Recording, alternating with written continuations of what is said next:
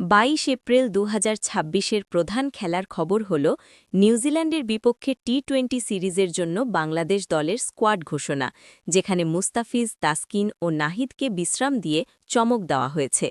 Football বিশ্বে Manchester city ও আর্সেনালের লড়াই, লিভারপুলের নতুন খেলোয়াড় খোঁজা এবং চেলসি টানা হারে কোচ রোসেনিয়রের ওপর চাপ বাড়ছে।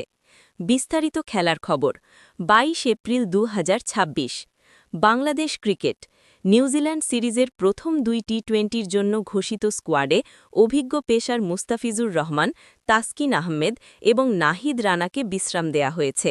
ফুটবল সংবাদ ম্যানচেস্টার সিটি এবং আর্সেনালের ম্যাচে সিটি জয়ী হয়েছে, হালান্ডের দুর্দান্ত পারফরম্যান্স।